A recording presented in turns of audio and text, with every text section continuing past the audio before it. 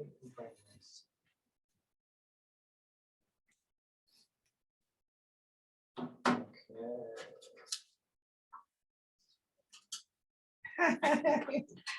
No, come back. It's too much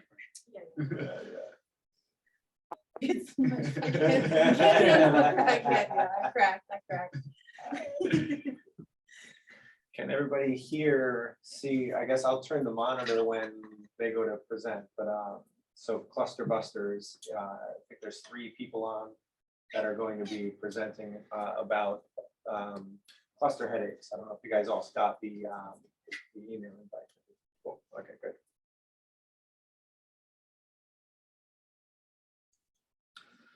Make this full screen. Full screen. There we go.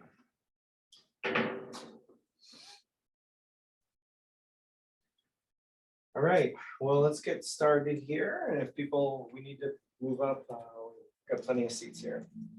So thank you all for coming. Thank everybody online for tuning in. And I'm really excited. This is our, what now, 7th meeting of NYPAC/NYMHA now.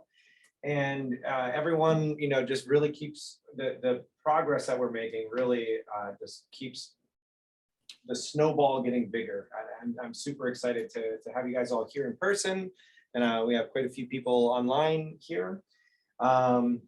So just for, there's a couple people who have not yet been here before. There are quite a few people just tuning in for the first time online. So I'm just going to give like a brief introduction to NYPAC, which then kind of transitioned into NYMHA. So the New York Psilocybin Action Committee started out of the symposium that we hosted with Corinne Carey and the Sanctuary for the Independent Media. And that 2-hour symposium is available online. If you guys have not had a chance to watch it yet, I definitely recommend you watch it. It's a great kind of introduction to how people are using psilocybin therapeutically and why it's important that we provide access to this medicine instead of criminalizing people. And during that symposium, we had a lot of people tune in and say, how can we help change the situation and create a future where psilocybin and other psychedelic medicines are accessible and you know, people don't go to jail for trying to heal themselves. And so that was in April when we had the symposium. In May, we had our first meeting, which was just a handful of people here. And from there, we started making more connections online and connecting to all people all around the state. And so now we have people tuning in from Long Island all the way out to Buffalo, and sometimes meeting in person.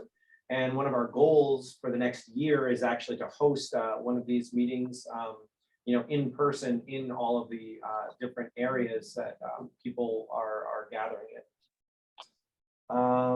So yeah, I don't know if anyone wants to briefly introduce themselves or why they're here, like in like 45 seconds or less. Anyone online want to say hello? Hello from New York City. We're trying to get set up on the bigger screen, but there's more of us than it. All right. And you can see joining you from the East Village. Great. Hi from Rosendale, I'm Pam Cray.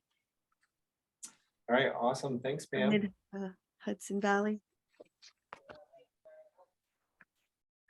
Hi from Rochester, New York. Rochester, all right. Hey, we're spinning up a meeting in Rochester on January 7th over at the, shoot, I think it's the Courtyard in Henrietta. So stay tuned. We're spinning it up in New York. All right, all right. Is that Liz? You're in Buffalo, right? Yeah, yeah, but I'm actually right in between Buffalo and Rochester, so really close, about 30 minutes from Rochester. Okay, great. I'm Liz. I'm in training to be a psychedelic assisted therapist. So I'm really excited to have met Avery and now join the meeting. So this is great. Cool. So news and updates. Okay, so I wrote a whole bunch of stuff down.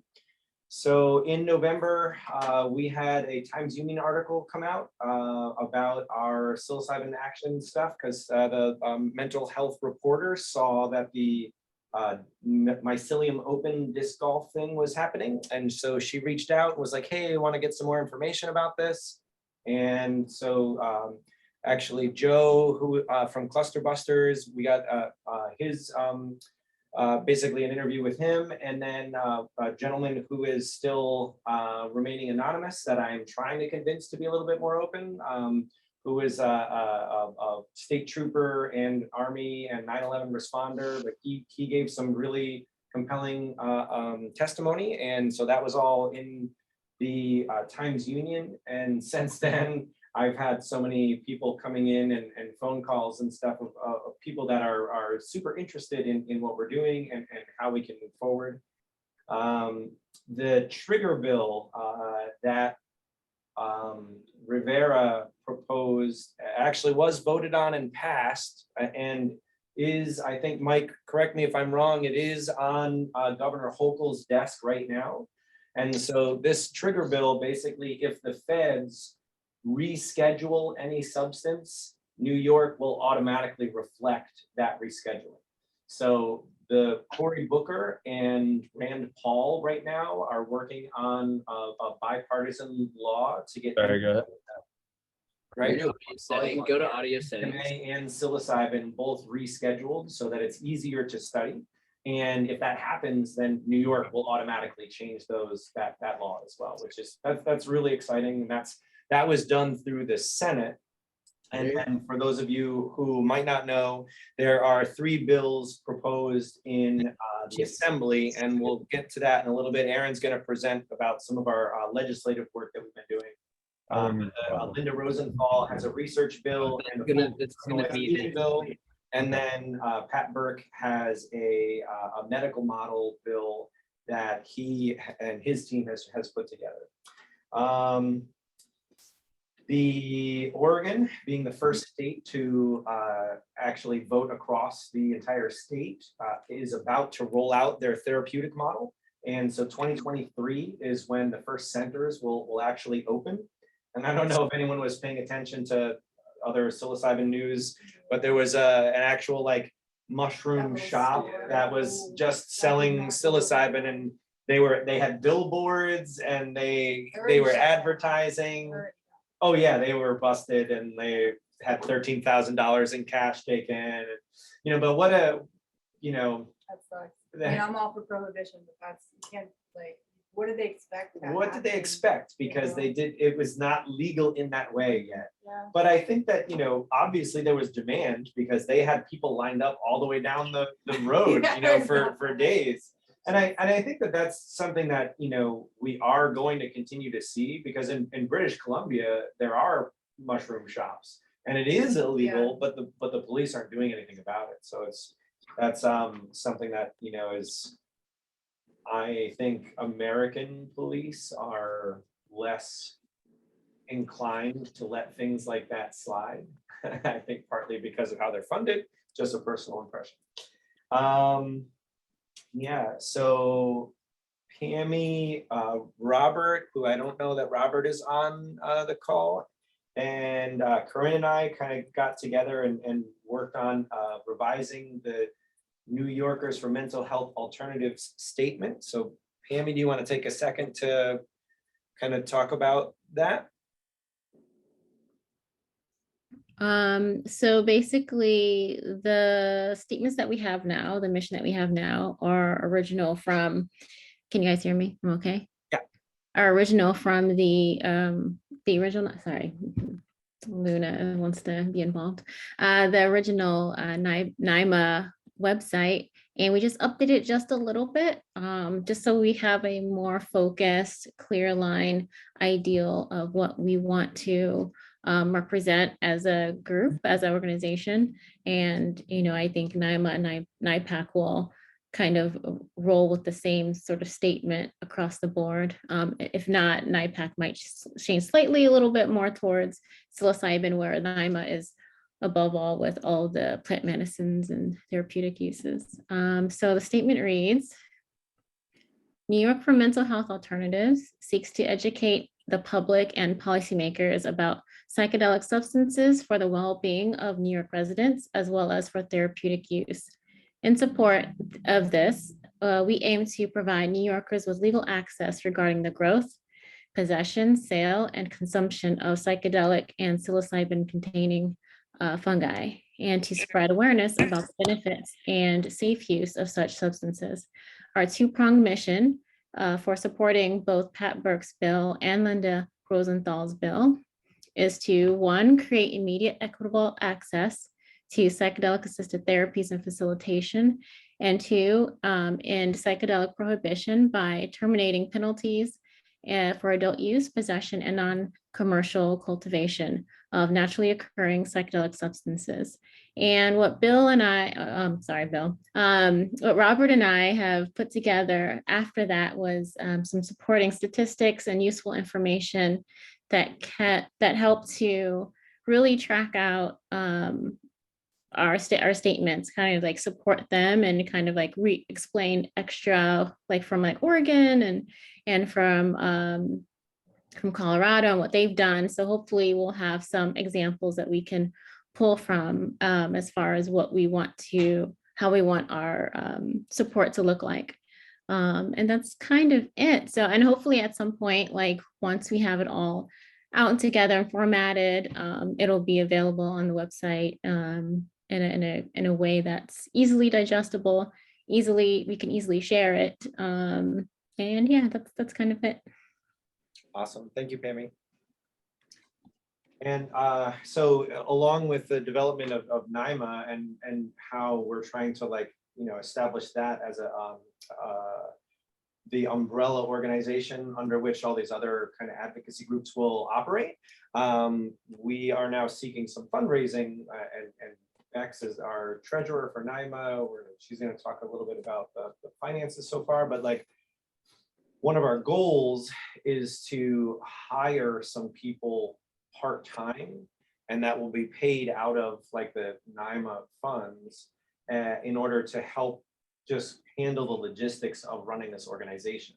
So right now, everybody that's here that's doing things, we're all volunteers and we all have other obligations. But the work that we're doing is so critical that we really, we understand that it needs proper dedication. And so Mike Avella is right now a lobbyist, and he has donated his time through the end of December to connect us to senators and assembly members and kind of help push our ideas forward. And then we also want to be able to pay him moving forward as well. And so that's why we're going to roll out some larger fundraising ideas in the next couple months in order to be able to hire somebody so that they can handle, just like, oh, we need to pay this official, thing that certifies that we're an organization every quarter or whatever it is. Oh, and we need to print some more brochures, so that has to come out of whatever. So that's coming down the line. And let's see.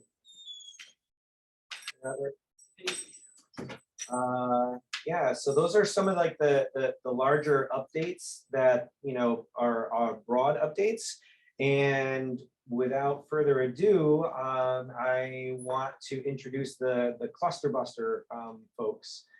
So they're going to talk about cluster headaches, the history of how they learned over 20 years ago that LSD, psilocybin, and other psychedelics are effective treatments, and the work that they've done to educate patients and generate supportive research, and an overview of growing research on psychedelics for a range of pain conditions.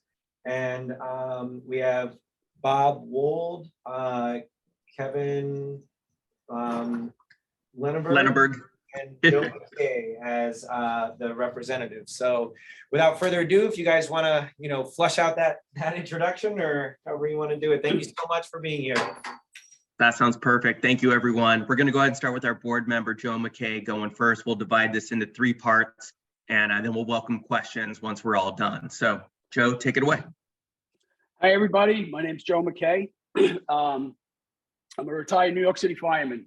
I'll begin my story on the day that changed my life and probably changed most of yours as well. September 11, 2001.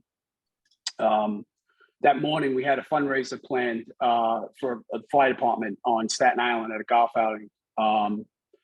It's when we got word that a plane had hit the Trade Center. And we made our way into the clubhouse and we started watching it on TV. A bunch of firemen standing around saying, how the hell did a fireman, I'm sorry, how the hell did a pilot on a clear blue day hit the World Trade Center?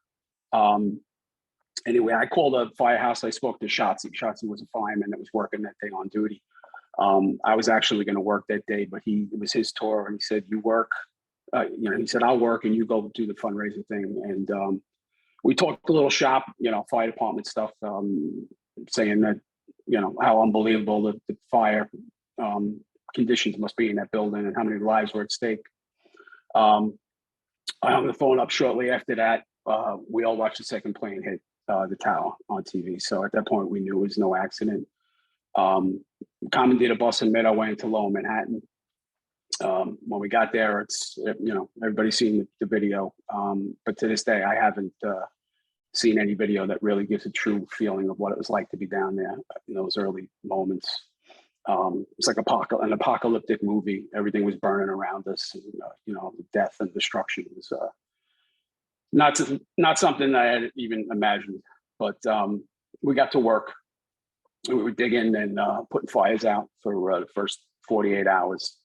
During that time, I had a cell phone and I was taking calls from guys' wives, people they weren't able to contact. And I was just telling them basically, look, hey, it's a lot of craziness going on here. There's people at the hospital. We don't know, if I find, so-and-so, I'll let you know. Shotzi's wife had called me as well. In the back of my head, I knew it probably wasn't good, but I try to keep some hope alive. 2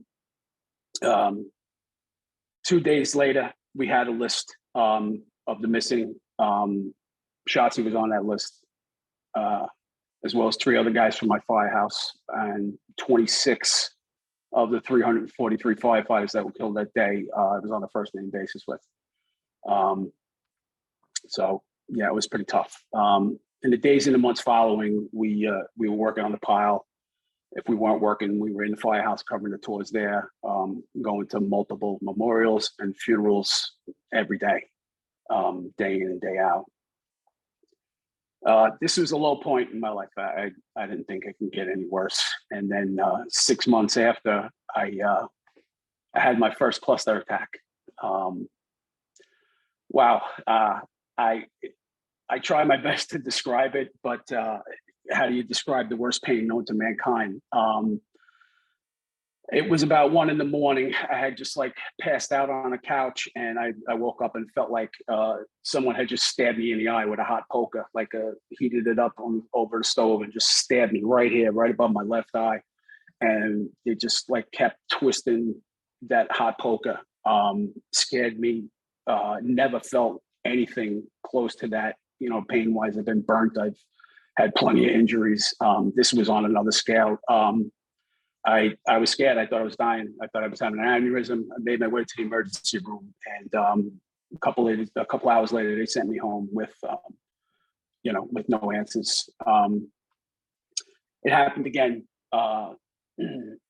Night after night, it kept happening. I made a couple of trips back to the emergency room, and I was lucky a few weeks later to get a diagnosis. And I say lucky because the average cluster headache patient waits almost 5 years before they get a proper diagnosis, and it only took me a couple of weeks. Diagnosis was cluster or suicide headache. And they call it suicide headache because you're 20 times more likely to end your life with this condition than the general public. My attacks went away. I went into remission after a few months. And then months later, they came back with a vengeance, I'll say. The attacks were mostly coming at night. On average, I would get 4 to 5 attacks a night. I was not able to sleep. Every time I went to sleep, get into that REM sleep, and I would trigger another attack. So I would go an hour, hour and a half, sleep, wake up with an attack. 45 minutes to an hour and a half later, get to sleep again, boom, same thing went on. My worst night was 8 attacks.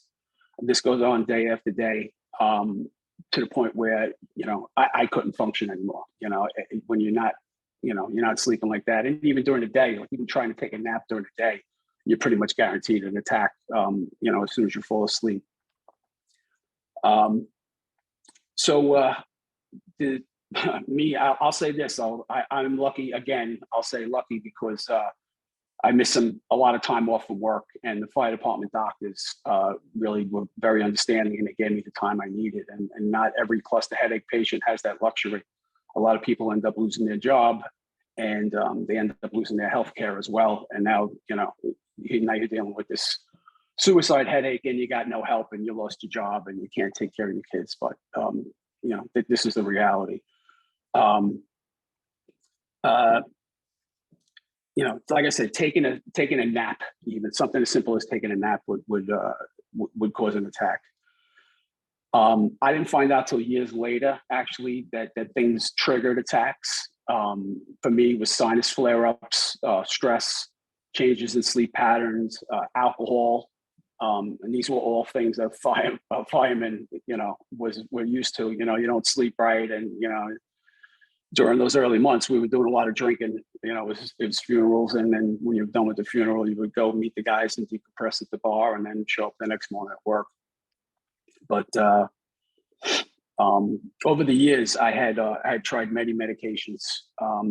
Doctors would just throw, the term throw crap at the wall and see what sticks. That's basically what cluster headache treatment was like for a while. I had spent thousands of dollars out of pocket for medications that, was little to no success. And I was in a bad place. I won't lie. The thought of ending my life crossed my mind a few times. But again, I'll say I was lucky because I had a support group around me. I had a loving family. I had my fire department family, and that kept me going. A couple of years later, I found out Clusterbusters online, and I got some great information. And they said that psychedelics, there was a small study, psychedelics could actually help stop cluster headaches. But because of my job, I didn't want to risk, taking an illegal drug and just throw my whole life away. But I got, during that time, actually, I was using oxygen to abort the attacks. But it got to the point where the oxygen stopped working. And I got desperate. And my doctor had told me that I couldn't do it anymore. I can't keep exposing myself to these triggers, and I needed to retire. This didn't sit well with me. I love my job as a New York City fireman, and you'll really be hard to find anybody on a New York City Fire Department that won't tell you the same. But it got to the point in 2011, or 10 years after, where I had to do it. I had to say goodbye to the FDNY, and that killed me. Did not do good after that. A few years later, I had some periods of remission, but a few years later, my attacks came back, and now there was nothing to stop me from trying mushrooms. And I sought out a friend who knew a friend who knew a friend that used to go to a Grateful Dead concert. And sure enough, he had some mushrooms, and I tried it, and it stopped the headaches dead in their tracks. I mean, the next day, they just stopped. There was no more pain, and it was a miracle. It gave me my life back. It gave me hope back. A year or two later, after that, I was busting, as we cluster headache patients call it. Busting means taking psychedelics to stop your attacks. During my experience, I woke up. I realized that I had post-traumatic stress disorder. Never comparing myself to some of the worst guys that couldn't even set foot in a firehouse or even think about it. I was functioning with this PTS, but it was eating me up inside. But now I was aware of it. The psychedelics woke me up, and I could see it now. I could see the way it changed me. It was like that person that was in my body before 9/11 had woken up. I knew I needed to seek out help, and I sought out help through an underground therapist with MDMA therapy. And here I am today, a whole lot better. And I'm in this unique position where I could say psychedelics healed me physically and mentally. And with your help, I hope we could continue to help countless others. And I'm optimistic that we're going to get this done. But thank you very much. Great. Thank you for sharing, Joe. And I'll turn it over to Bob now to tell a little bit about the history and work of Clusterbusters. Okay. Yep. Thanks for that, Joe. Yeah, so my name is Bob Wold. I'm the founder and currently the executive director of Clusterbusters, and give you a little bit of history on how we got started. Back in around 1998, we had a message board that was created for people with cluster headaches. This was in the early days of the internet and message boards, and we would all get together and kind of share different things that we've found that would help us, because most of us, at least in the US with our medical system here, there wasn't a lot going on as far as treatments. So anything that we were able to share with each other as patients was always usually more helpful than a trip to our doctor, because there wasn't a lot available to help us with our conditions. Cluster headaches, usually last around an hour. It can last anywhere from 15 minutes to 3 hours, but they usually last around an hour to an hour and a half if it's untreated. And as Joe mentioned, I mean, it is the most painful condition known to medical science. You'll go from feeling absolutely fine, 10 seconds later, you'll get a little bit of a twinge, and it's a full-blown attack that drops people to their knees, banging their heads on the floor or on the wall, trying to knock themselves out to end the pain. So we were on this message board, and as I said, we all shared little things and tried to figure out things that might help us or trigger things. And a young man from Scotland came to the message board and wanted to know if anybody had heard anything about the possibility of psychedelics maybe helping cluster headaches. When we do something when we're in cycle that changes what our cycle is, and the timing of the attacks, we try to figure out what it was that we did that made that positive change. The only thing that he could figure out was, because his cycle did not start that fall like they usually would. Cluster headaches are really strange. It makes it really difficult to diagnose, because they'll come on really quickly. You'll go into what's called a cycle that will last 6 weeks to 3 months long, usually. The attacks hit the same time of day. They start the same time of year within a week, and they'll start and stop per a really tight schedule. So you can tell when something different happens and you don't have that attack for that night, or your cycle changes a little bit. So the only thing this guy from Scotland could figure out was that he had done differently was that he had done some recreational LSD at a couple of concerts over that summer, and his cycle did not start that fall. So some of us decided to do some research, and we found out that Dr. Hoffman, who discovered LSD, he was working for Sandoz Pharmaceuticals at that point, and he was looking for treatments for headaches. And LSD was one of those things that he discovered and he put up on a shelf to rediscover some years later. But we happened to be able to dig up all of that old research, and it turned out that the LSD molecule is very similar to a lot of the different treatments that people use to treat headache conditions. Ergotamines are used for a lot of different things, but they do work quite well for a lot of different headache conditions.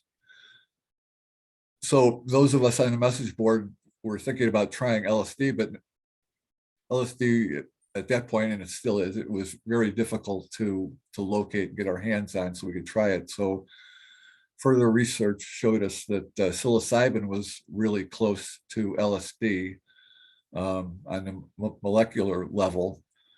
So some of us started growing our own mushrooms at home so we could try it, and discovered that a small dose of magic mushrooms would not only treat one attack, but it would treat the cycle itself. And you could take a couple of doses and completely end the cycle. So if your normal cycle would last 3 months, you might be able to end the cycle after 2 or 3 weeks. So this turned out to be quite a revelation for those of us with cluster headaches, because there was really nothing on the market that worked anywhere near this. There were some things that you could get to help with maybe one attack. But if you're having 6 or 8 attacks a day for 3 months, you can't take that amount of medication to try to treat each attack. So I ended up forming Clusterbusters in 2002 to try to push for research for cluster headaches with psychedelics. And our first research was published out of Harvard in 2006. And we've been kind of treating one patient at a time all over the world since then. So right now there are tens of thousands of people that are using psychedelics, mostly psilocybin. Some are able to access LSD, which we think works a little bit better than psilocybin, but also LSA. So people are able to order seeds and extract the LSA out of those seeds and treat their cluster attacks with the seeds. So over the years, what we've done is we've really worked on a protocol that works generally for most people. And then there are little changes that need to be made as far as what the dose is going to be for that particular person.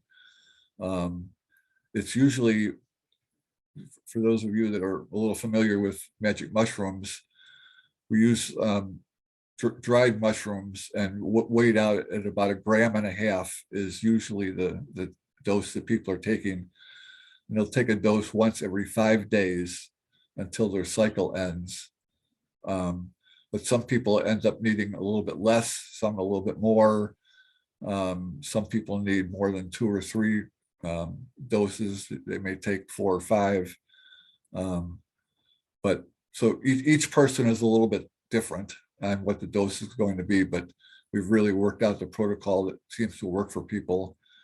And psychedelics has been a real big factor in research for cluster headaches and headache disorders in general. I mean, I've had a lot of people contact me wanting to write a story about psychedelics. And then when they find out about the story about cluster headaches, the story ends up being more about cluster headaches than it does about psychedelics. But psychedelics was what really opened the door for a lot of people to sit up and take notice of cluster headaches. When I started this back in early 2000s, there were a total of 6 different research projects going on all over the world on cluster headaches. The last time I checked earlier this year, there were currently over 90 research studies going on all over the world on cluster headaches. So just the subject of psychedelics has really pushed the entire research arm of the medical community into looking for help for cluster headaches. So that's really why we're here today, to talk about pain and different treatments for pain, and how that needs to be part of the discussion moving forward on either legalizing or decriminalizing psychedelics. So I'll turn it on over to Kevin. He can explain more about why we're all here. So Great. Thank you so much, Bob. So I'll just broaden it out a little bit to talk about not just cluster headache, but psychedelics for pain and related policy implications.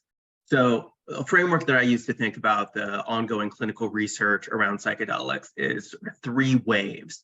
The first wave, when research restarted about 20 years ago, primarily focused on classic mental health conditions, depression, anxiety, PTSD. And there's certainly been the most amount of studies on those conditions. And there's been the furthest progress. So they're closest, and those are the ones that are going to get approved first. And then there's a second wave, which is on substance use disorders, alcoholism, drug addiction. And there's a growing number of studies. I think they're next in line for big expansion in the number of studies, and they're likely to get submitted and approved by the FDA after that. And then the third wave, where there have been some small number of studies throughout the years, but we're really seeing a growing increase, is around various pain conditions. Beyond cluster headache, there's migraine, post-traumatic headache from concussions, other pain conditions, sickle cell disease pain, inflammatory bowel disease, back pain, you name it, a wide range. Phantom limb syndrome is another pain condition that they're doing studies on. And what they're really finding is there's different protocols that people are using for different pain conditions. And pretty much across the board, they're all different from the psychedelic assisted therapy that's happening under those mental health conditions or the substance use disorders, where the therapy portion, the prep, the guided during, and then the integration afterwards is all vital for the efficacy of the experience. That for these pain conditions, it seems to be more biological model. It's something that's happening chemically within the body, within the brain, that is the biggest, most important thing. So you really want people to understand, and often different amounts of the psychedelics can be used. As Bob was explaining, a smaller amount is often used than a normal dose for a psychedelic assisted therapy, more than a microdose, but less than a traditional therapeutic dose. So we want people to get access to the right dose, the right protocol to help them as much as possible. And we want policies that support that. With the FDA, one of the concerns that we have is that they may approve certain rules for this first wave around the psychedelic assisted therapy, requiring you must have a therapist present. There must be 2 therapists present, things like that, that really are not medically necessary for pain conditions and would just make the treatments more expensive, more difficult to access. So we want to make sure that the rules that come out are not overly broad. And they may say, okay, for these mental health conditions, this is the protocol that's appropriate, but we'll come up with new protocols as we consider each different type of condition. And then we have our early moving states, Oregon and more recently Colorado, who have advanced this. And in Oregon, we participated in the rulemaking process, asking for them to require that facilitators get trained about cluster headache and other pain conditions and have protocols for those. And they said no, that because pain or cluster headache were not mentioned in the ballot initiative there, it was outside of the remit of what they were focusing on. So there's no requirement for any of the facilitators to understand pain or how to treat it. And so that we see this as a big oversight, which is why we're now engaging earlier, like we're doing here in New York, to try to make sure that pain and other pain conditions and cluster headache get mentioned in the bill, so that as it moves forward through the regulatory process, we're able to get appropriate rules in place. So that is what we're doing. That's why we ask for everyone's support for inclusion of cluster headache and other pain conditions in legislative language, just to make sure that as this progresses forward, people in pain can get access to care that's going to help them as much as possible. So with that, I will wrap up my remarks and turn it over to Avery if we have time for questions.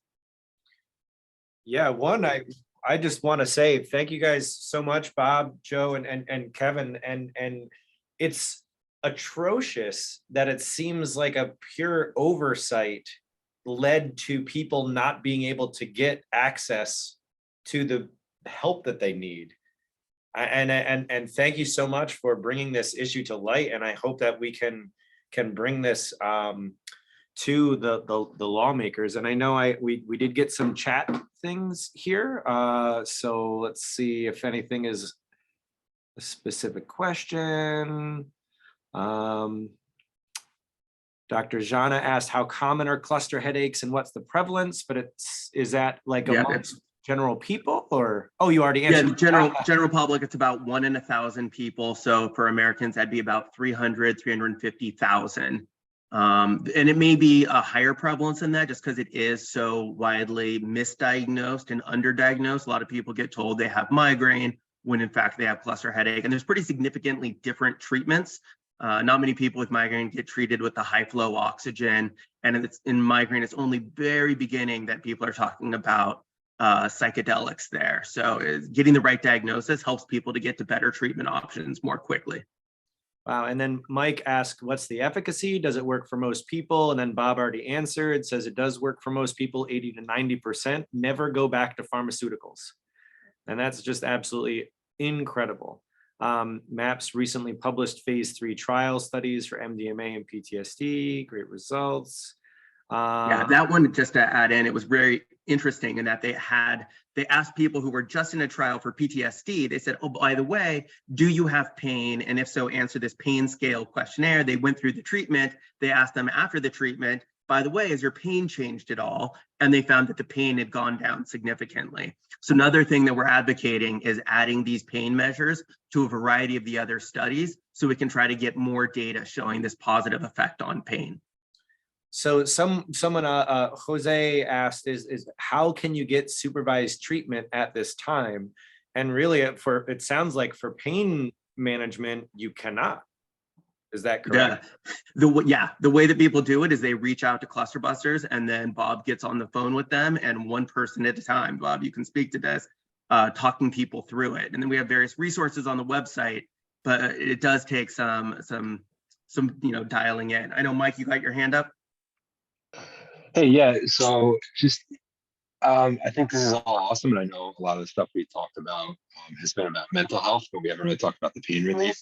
So I'm wondering if a lot of people with cluster headaches and others turn to opioids, because a lot of work I've done has been like particularly getting people medical marijuana licenses and other clients talking about people on opioids and what we can do to wean them off. So if this could be used to wean people off opioids, like that's just a killer angle for us to use. I'll chime in on that. Yeah, I was prescribed opioids and I was hooked on them as well.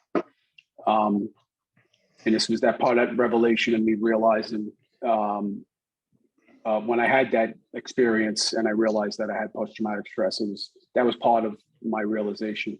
I had been medicated since I retired from the fire department. I had back injuries, but the doctors were more than happy to give me Oxycontin and Tramadol, and I was hooked on both until I found out, actually through Clusterbusters website, that those medications, the opioids and the Tramadol, actually stop the psilocybin from working. So yeah, there's a receptor in the brain, and especially the Tramadol.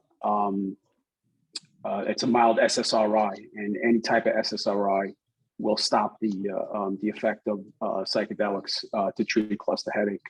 One other point I wanted to add, I didn't bring it up before, but there was a study done by Dr. Shaw, Dr. Larry Shaw, who found that he polled thousands of cluster headache patients from around the globe.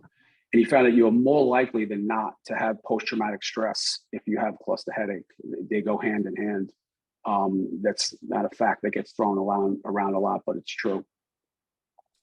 If I can jump in and add on to that, what we found was that all of these people with cluster headaches that were using psychedelics to treat their headaches were also treating their post-traumatic stress that most of them didn't even know that they had until it was treated with the doses that we recommend for treating cluster headaches, which are lower doses than what are being used for treating post-traumatic stress and anxiety and depression and these other ailments with a therapist. They're actually treating their post-traumatic stress, sitting there for 4 or 5 hours with their caregiver, their spouse, their family members, and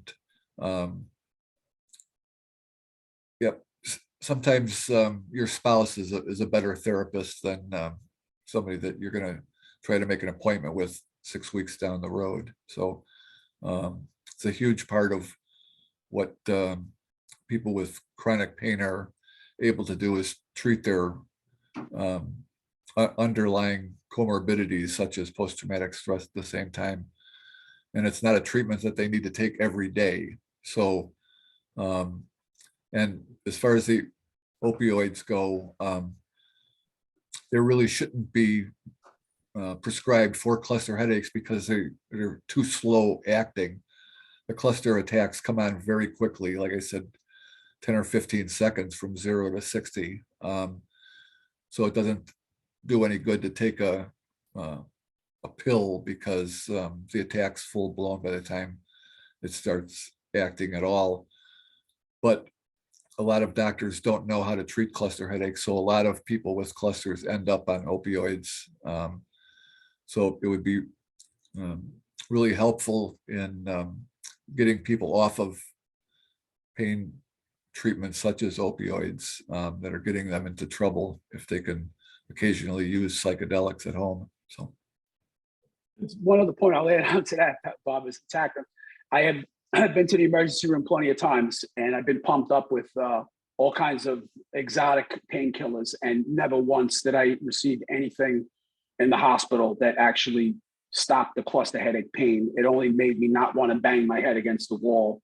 You know, in a nutshell, that's the takeaway. You know, opiates don't work for cluster headache. They just will stop you from pacing and banging your head against the wall. to answer the one question in the chat there, yes, the post-traumatic stress disorder is caused by the cluster headache attacks.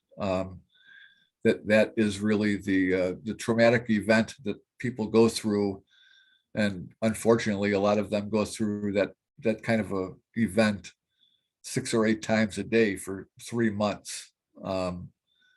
So, but yes, it is caused by the attack itself. So Liz, you have your hand up. Yes, my cat just decided to come in and say hi too. So, yeah, just kind of to add to that, Joseph, thank you so much for sharing your story. It's really important for people to understand that this is a treatment option. It's coming. It's out there.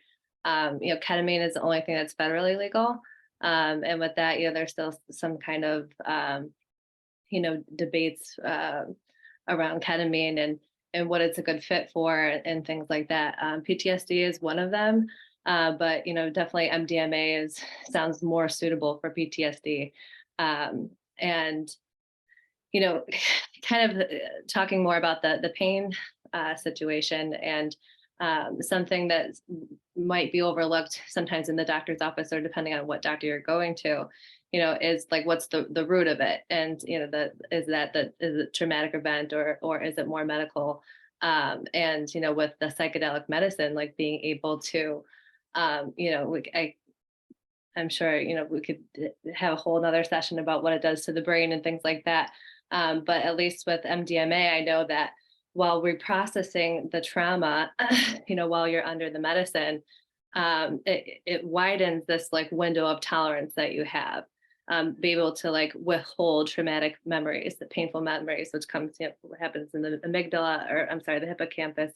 And, the amygdala is what is your fear response. So, people with PTSD, they're responding to their environment, based on whatever they perceive to be a threat, which makes it hard for them to regulate their nervous system. So with the medicine, it widens that window of tolerance. So they're able to like reprocess the traumatic memory and hold a different type of emotional attachment to it, as well as feeling like connected to others and the earth and like feeling differently about, maybe someone who had attacked them or things like that. So, there's really great research.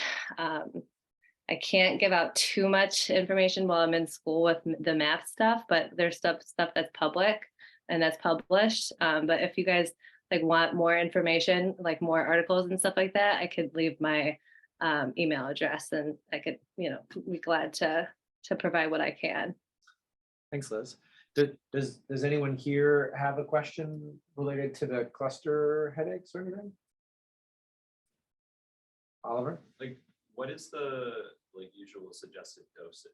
Is that in like microdose format, or is it in Well, that's, yeah, he was saying it's about 1.5 grams. Yeah. Yeah. Every 5 days, right? Right. Now, why every 5 days? How was that determined? Well, it took us 20 years to work on that and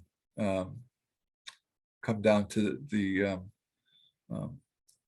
best time in between them. One of the reasons that the psychedelics are non-addictive is because if you take them on Tuesday and have a really good time, if you want to have that good time again on Wednesday, it doesn't do any good because the brain receptors are still closed off. And so it really doesn't do any good to take psychedelics on a day-to-day basis. It's a little bit different with microdosing, that we can talk about that a little differently, but as far as being able to take a large enough dose to be effective to treat something like cluster headaches, you need to take some time off to let your receptors get back to the point where they will be receptive to the psychedelics. And there are some other reasons also that we came up with that 5 days, and that sometimes you can't tell for sure how much progress you've made from that dose until day 3 or 4 or day 5, because it ends up starting to get a little bit better as you go. So if you're getting 3 attacks a day when you start the process, you might still get that 3 or 4 on day 1 or day 2. But by the time you get to day 5, you might be down to 1 attack a day or 1 attack every other day. So you really can't tell how much progress you've made and whether or not you even need another dose until you wait that 4 or 5 days to see where you're at, to see if you need another dose. There are some other reasons also, but the 5-day interval seems to work best for most people. Yeah, wow.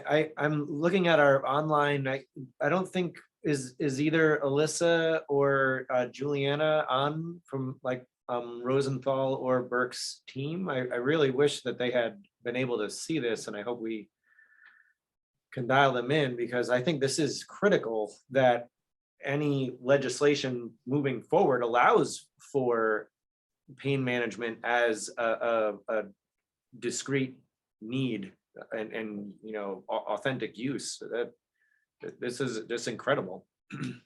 Yeah, it's really important to be thought of early on, because it's really easy to write some legislation that doesn't take into account something like pain in this instance. And then once the legislation is written, it's really difficult to work around that legislation, or you need more legislation to counteract some of the things that were in the original bill that really make it more difficult for somebody with pain to be able to get treatment. So that's why we're in here trying to get in on the early end, so that there aren't actual roadblocks put up in legislation that's going to help some people, but down the road it's going to hurt more. One of the things that we found, and we knew that this was going to happen, but as the FDA approves clinical studies, for one thing, that's going to affect other studies down the road. So when the FDA is told that if they're in a clinical study for MDMA or psilocybin, and the FDA is approving, that person needs to go into the hospital and to be sitting there with a therapist or two for 8 hours for that treatment. That's all fine and good for that person going through that mental health treatment. But somebody with pain does not need that sort of treatment, which is going to end up being very expensive and very difficult. When you're sitting there at pain at home, you need to be able to take your medicine. You don't need to get onto a phone and make an appointment with a psychologist 6 weeks down the road. You may not live that long. You need to have access when you need it. So if you set up things in a way that it's thought that this is the only safe way of doing this, that will make it more difficult for people with pain conditions to be able to treat their condition at home. So that needs to be taken into account early on in legislative action. Yeah, and I'll just say that the reception in New York has been very positive. Burke's office, which has the therapeutic bill, been open to our feedback on including cluster headache and other pain conditions. And thank you to NYPAC, NYMHA, and the leaders who have welcomed us into your organization, have been supportive of the types of changes we're asking for. And I think that New York is going to be a leading state that hopefully we can point other states to and be like, look at this legislation. It was included, it got passed. Let's make that the model moving forward. Fantastic. Fantastic. All right. Well, thank you guys so much for your contribution to this meeting and to the general knowledge about the efficacy of psilocybin as a medicine, and in particular the pain management. And I do think that this is critical that we work this in. And I'm super excited. I'm seeing a couple other, someone from Liz Kruger's office in Manhattan, who is also looking at how this therapy can be made accessible and scaled up. Fantastic. And Mike, did you have anything to add before we go? Because our next thing is some committee reports. And I know Aaron was going to report on the legislative movement that we've had, unless you wanted to jump in first. No, I mean, I'll let Aaron do his thing. Just a couple of points. Somebody that mentioned Kruger. I talked to Alyssa about that too, and I know they're reaching out to Kruger. She may not be able to sponsor it in the Senate just because she's got other big priorities, but I do think she is a great option. She's hugely influential. And just, every time I'm on with you guys, I'm kind of like blown away by more and more information. And I think this pain management thing has to be one of the biggest things we push. Clearly, mental health is a big issue, but I think pain relief is just more tangible. I'm just talking from a cynical, political way. I think this will be really helpful for us. Yeah, I agree. Yep. So let's see. Yeah, well, like I said, Kevin, Joe, Bob, thank you so much for joining us. And so we're going to jump into old business. And Aaron, if you are you there? So you can kind of tell us some of the updates that we've had over at the legislative side. Yes, hi. We were doing like a multi-screen thing because we're broadcasting on the TV over there. So now I'm like surrounded by myself on 3 screens, which is weird. But here's so to give the update on recent movement on legislation and policy. Sorry, folks, I'm just gonna be on for another few minutes. We can kick down with these. We're being hosted by a really wonderful cannabis lounge here in the city. So over the course of the last week, I had a bunch of really productive conversations. We'd spoken about reaching out to Assemblymember Burke about proposing some changes and amendments to the bill. I was finally able to get on a call with Alyssa, Assemblymember Burke's chief of staff, after some COVID-influenced delays, and had a really great conversation where we basically talked about, she shared some of the stuff about the process of the bill, including that initially it had included a lot more stronger, more access-related points, and the Free Health Committee chair pushed back on that. But being that there's going to be a new Health Committee chair, they're very receptive to amendments that work within the context of what they're trying to do. So we made she was agreeable and receptive to specifically including cluster headaches and other pain conditions, which she'd already remembered speaking to Kevin and the Clusterbusters folks about. As many of you know, I have a Jewish religious psychedelic and cannabis oriented nonprofit. So religious rights and access is a big, it's a personal and communal priority. And also, I think something that's very important for creating many more access points. If religious and cultural institutions are allowed to cultivate and do any level of programs, you certainly couldn't restrict that to just specific religions or religious groups, or or discriminate against non-religious groups. So she was also very receptive to that. And the third point is addresses some concerns about all of the cultivation potentially being wrapped up in like Department of Health and Ag. I may be getting the departments wrong, but in a couple of New York State departments, so propose allowing universities and colleges to do research and apply for basically joining all the programs. And what we've got so far to present is proposing that colleges and universities be allowed to do cultivation programs and pilot programs connected to research and treatment. And that's something that plugs in some work we did a while ago, and we're going to work on in Ithaca, and perhaps can again, using kind of going in on the banner of research and trying to expand access from like these kind of double-blind, small dose trials with a lot of placebos to moving to the next step of recognizing that it will likely benefit a lot of people and really expanding what a trial can mean. So we got alignment there, and then a bunch of us with the Decrim First group spoke to LEAP, law enforcement. It was law enforcement against prohibition. They've maintained that LEAP, and it's now law enforcement action partnership, I think. And they're basically former law enforcement members of law enforcement who are against the drug war.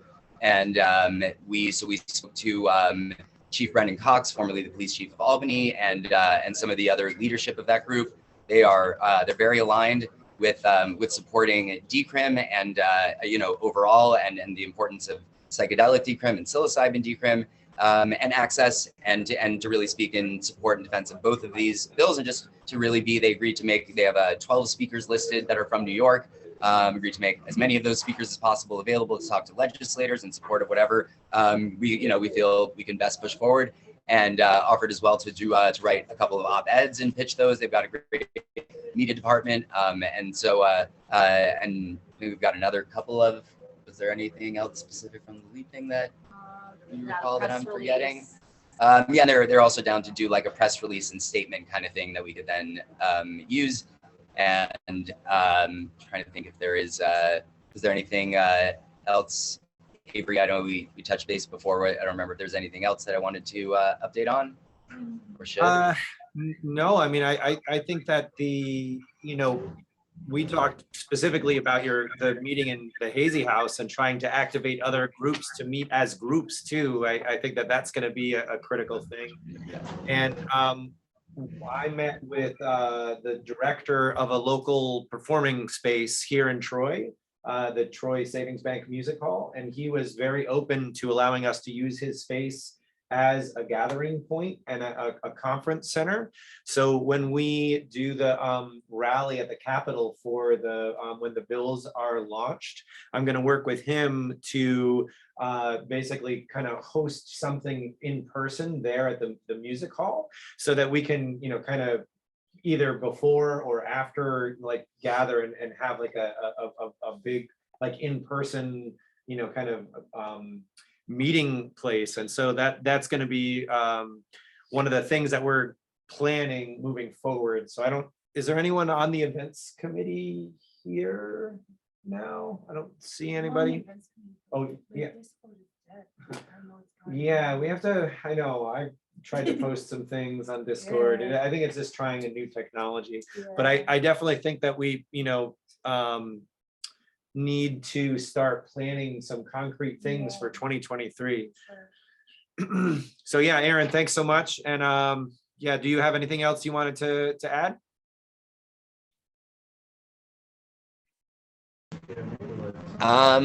There's nothing else specific coming to mind. Oh yes, there is actually one thing. So we have a draft. Elena's right here has been amazingly helpful with formatting and just helping with a bunch of of different content and outreach related stuff. And so we've got a draft of what we hope to send to Alyssa tomorrow. She was basically saying that still bullet points would work, and the sooner we could get them to them, the better, because they'd like to have more of a finished draft before the legislative session on the 4th.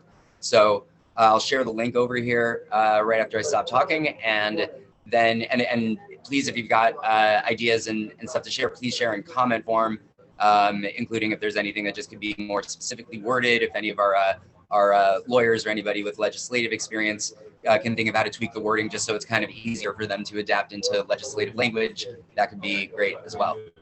Fantastic. Thank you, Aaron. Bex, did you want to give a finance report then? Yes, it's going to be brief. I'm going to read a few things off my phone. So we have set up a bank account. I'm not attached to it yet, and when I get that step in, it'll kind of cascade into us having a PayPal, connecting that to Venmo. Right now we have a Gively account, and it's kind of a matter of seeing if the fees are worth the trouble of having that. I think whatever route we take, we're going to run into transfer fees and third-party charges. So if anyone knows more about that and how to get it, that would be great. Kind of new to this, but I appreciate it and help. And then again, going off of what Avery said about getting some fundraisers moving, that would be great as well. Yeah, and I don't see Ruchi online or Linda. Is there anyone else from the IT communication? You haven't really been doing anything, right? Yeah, okay. So I know all the board members for NYMHA have sent pictures and bios and everything, and that's going to be, I know Ruchi was just busy with the end of school. So that's going to be uploaded to the NYMHA website. And the statement that Pammy, Robert, and Corinne and I worked on this past week is basically going to transition into some pages on the website that will detail statistics and research and some of the more concrete hows and whys for various psychedelic medicines. And we have a lot of stuff that Robert suggested, and I think that's going to help flush out anything that we end up submitting to the legislators. So let's see, those are committee reports. Avery, sorry, before we move on, I talked with Pammy I guess it was last week now.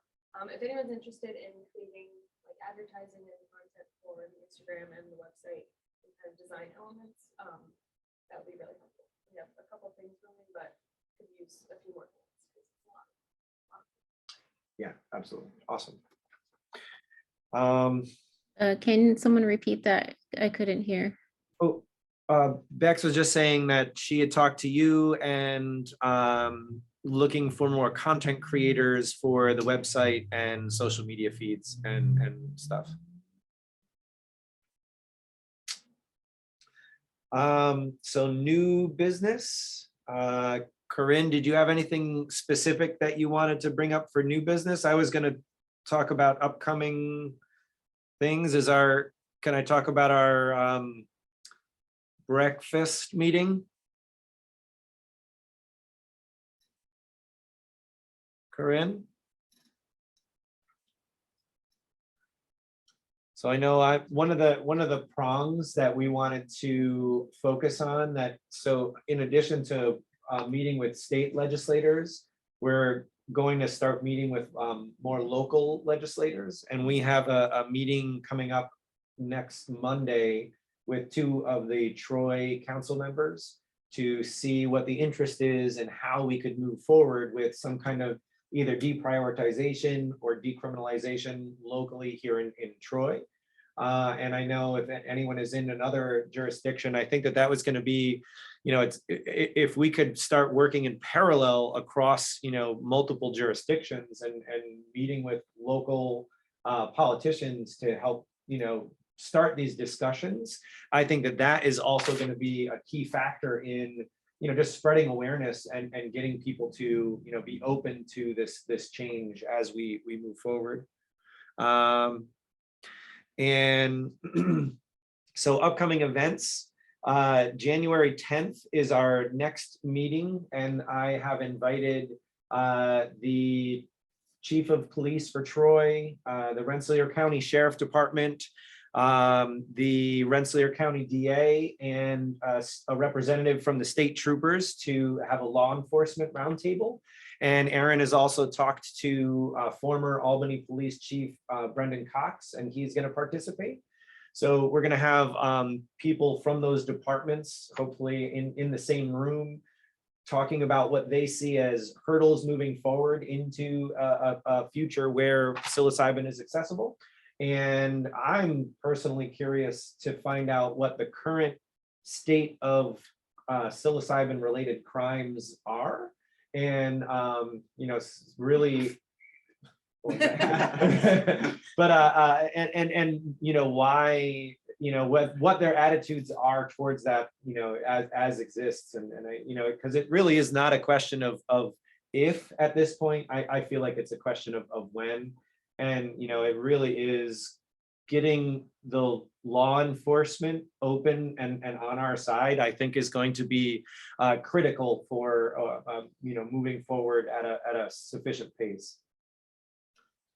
And then I did post on Discord a proposal of all the other meeting dates, and I like the Clusterbuster presentation here today, and like Wayne Camere we've had in the past, and Sutton King, and all these other presentations. I find it personally very informative and interesting to have a guest presenter. And so if anyone has any suggestions for other people that we like to hear from, we please post that in Discord, ideally, because if you do send it on an email, it kind of gets lost, right? Yeah.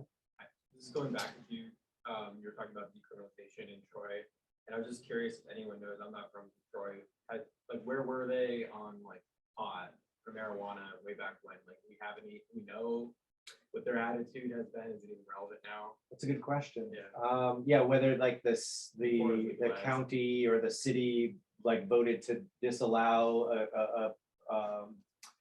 a dispensary from opening or something like that, because all the municipalities had to vote, right? Is that? Yeah, I'm actually. Yeah, I can look that up later, Avery. Awesome. Thanks, Mike. Yeah, unless does anyone else know? I know if Carrie and Josh, do you guys know at all? Maybe not. Robert? Also to vote, I don't know particularly where they voted to permit or not permit dispensaries and use facilities, but a lot of the communities there that did vote against plan to probably change that in the future, just because the regs weren't issued yet. Right. And they didn't want to agree to something that they couldn't opt out of. Right.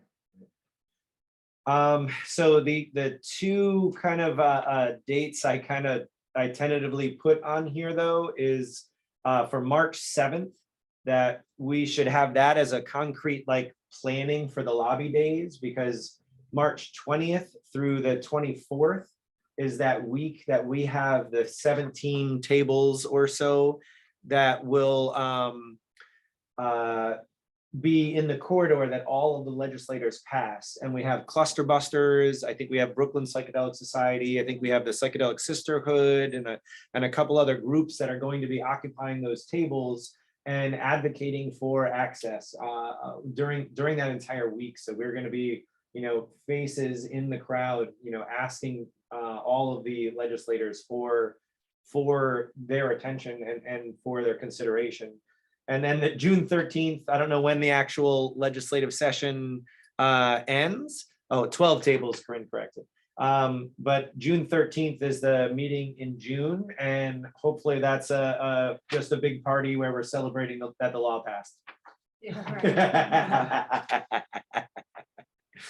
right.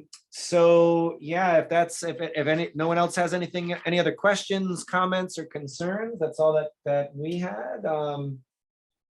Anyone online want to add anything? I know I saw that we could find the information. Can we mention the virtual roundtable around January 19th? So Yes. Jana, Dr. Z, do you want to talk about that a little bit? Yes. Sorry, trying to pull stuff together. Yeah, so we've been talking about doing a roundtable, virtual roundtable for the legislators across both houses that hopefully Mike can get us a few of those people in the room sometime around the third week of January, thinking Thursday, which would be January 19th.